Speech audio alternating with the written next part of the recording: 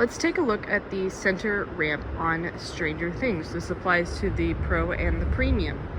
This large metal ramp should go up and down at various times in the game. So let's show how you would test that first. So grab your keys, open the coin door. Of course, I have the game powered on already. We're gonna enter the menu. Let's go ahead and pull the white interlock switch. It's usually located right here, and you pull it till it clicks. Mine's loose from a tournament or doing something different with it. So pull it till it clicks. Your playfield lights should be on. Use the menu buttons. So I'm going to use this black one to enter the menu, and then these red buttons navigate, and then green is back. So black button to enter, black button to enter, black button to enter diagnostics, right red button to go over to the ST, so game specific test, black button to enter, and then you see the first one is center ramp motor test, black button to enter.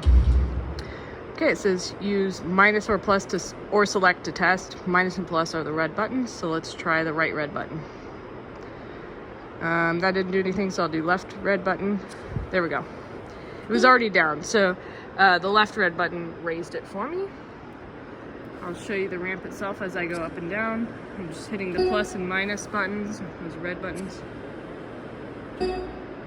So this is how it should look when you're testing it. It should go all the way up, all the way down. I don't really hear any, I can hear the motor, but it's pretty quiet. I don't hear any excess noise. It's not getting stuck or anything like that.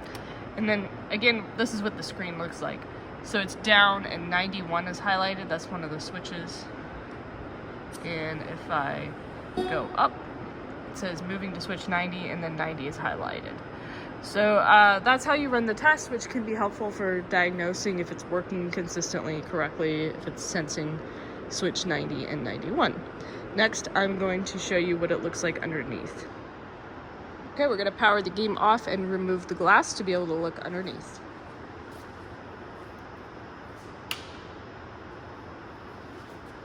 Reach in and flip up the metal latches to loosen the lockdown bar. If you're not sure where they are or what they look like, you can even stick your head in the door and see. I usually do it by feel.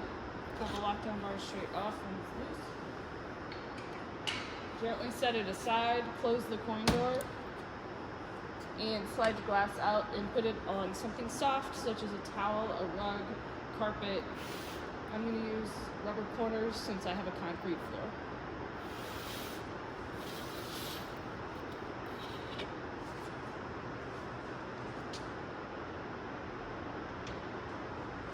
Next, I'm going to remove the balls so that they don't come falling out. To remove the balls with the game powered off, open the coin door and find this mechanism right here. It won't hurt you with the game turned off. Put your fingers like this and you're going to push up hard. There's usually 6 balls in the game, so go ahead and do this 6 times.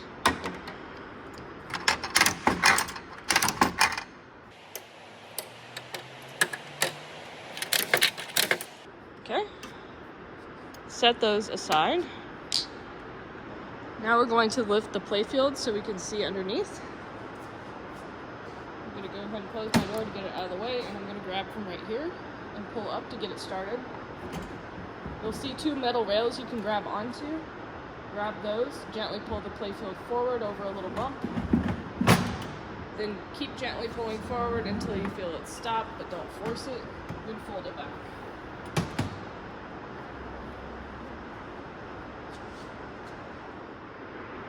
This is what it looks like with the game powered off and the playfield folded up. This is going to be the motor assembly for that center ramp. So this is generally what it should look like on a working Stranger Things. Make sure the wires are firmly attached. You also see these little capacitors that are arranged in a triangle here that helps the motor get started. It's rare, but I've once seen one of those come loose. Then we have over here the arm that's attached to the motor, and then we have those 2 switches, 90 and 91. So that's what those should look like.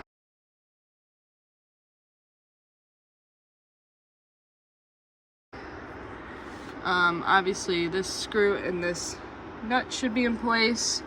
And then it goes through a hole in the play field. And there's another screw and a nut holding that part in place. And the whole mechanism is held in by wood screws here. So just kind of take a general look, see if anything looks out of place, see if anything's in the way of preventing this from moving smoothly. And then I'm gonna power mine on and show you the test and what it looks like in test from under the playfield. Okay, I'm back in motor test with the playfield up and the interlock switch pulled. I can use my plus and minus buttons to move the motor up and down. If you do this, just be careful. I usually advise if you're new to pinball, be very careful about being inside of the game with the power turned on in case you short something. The highest voltage under here is 48 volts, so it's not super high. You just don't want to hurt the game by shorting something if you're not careful. All right, now we get to see the motor move up and down. You can see when it's all the way one direction or the other, it triggers a switch. You can see this center cam has a bump in it that will push the switch down when it's at one of its limits.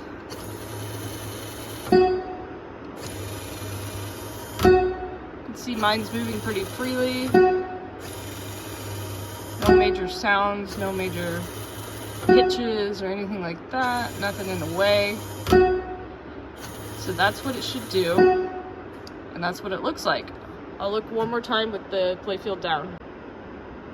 Once more with the playfield down so we can see what it looks like from above.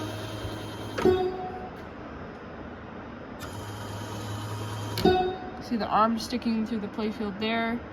Make sure that's not getting hung up on anything. Some of the clearances are pretty tight, so maybe see if something's rubbing or anything of that nature. When it's up, it should be flush with the other panels or pretty close.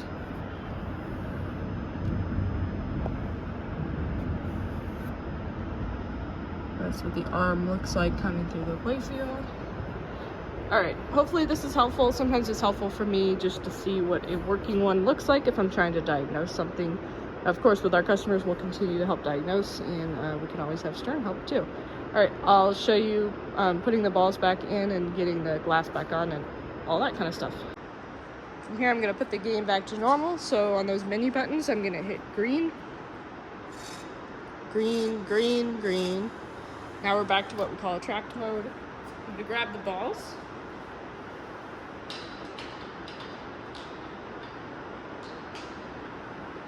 Gently set them on the playfield and let them roll down. Make sure they've rolled all the way down. If they get stuck, use your hand to help. I'm going to grab the glass.